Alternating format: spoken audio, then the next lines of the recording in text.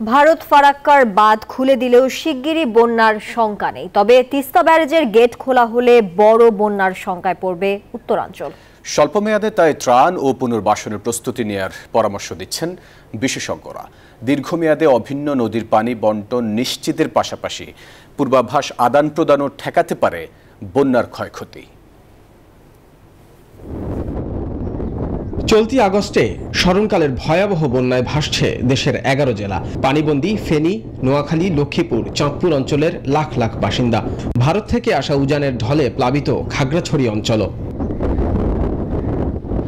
এমন করুণ বাস্তবতার মধ্যে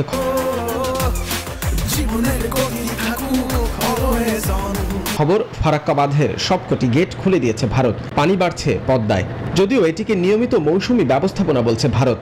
এক বিশেষজ্ঞের মতে পদ্মা অববাহিকায় বন্যার শঙ্কা না থাকলেও পানি নামতে সময় লাগবে। বড় আকারের বন্যা ফারাক্কার কারণ পানি ছাড়ার কারণে হবে না, ছোট কিন্তু পানি নামতে অনেক সমস্যা। সেটার অন্য কারণ আছে। সেটার কারণ হচ্ছে বিগত 15 বছরে যে পরিমাণ নদী এবং খাল দখল হয়েছে, আওয়ামী লীগের নেতারা যেগুলো দখল করেছেন প্রভাবশালী হয়ে, সুতরাং সেই কারণে কিন্তু পানি নামার রাস্তা কম। তবে রংপুর অঞ্চল নিয়ে শঙ্কার কেন্দ্রে পশ্চিমবঙ্গের তিস্তা ব্যারেজ। ভারতে বৃষ্টিপাতের ফলে যদি তিস্তার গেট খোলা হয় তখন ক্ষতির মুখে পড়বে পুরো উত্তরবঙ্গ। তাই প্রস্তুতি নিয়ে রাখার পরামর্শ বিশেষজ্ঞদের। প্রায় 30-40টি জেলা প্লাবিত হচ্ছে অলরেডি, এখন 11টি আছে। পার্বত্য চট্টগ্রামে চলতেছে, মেঘনা অববাহিকায় হচ্ছে, তিস্তাতে যদি আবার বন্যা শুরু হয়ে যায় এখানে প্রায় 8-9টি জেলা ডুবে যাবে।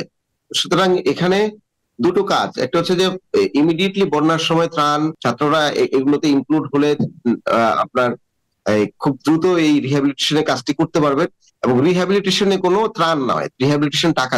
লেট বন্যা যদি হয় আসে তিস্তা থেকে, তখন সেটাকে কিভাবে, সেটার আকার কেমন হবে, সেটার ভয়াবহতা কেমন হবে, সেটা তো আমরা আগাম বলতে পারছি না। তবে দীর্ঘমেয়াদে যে কোনো বন্যা থেকে বাংলাদেশকে বাঁচাতে ভারতের সাথে অভিন্ন নদীর পানি বন্টনের ন্যায্যতা নিশ্চিতই একমাত্র পথ বলে মনে করেন বিশেষজ্ঞরা।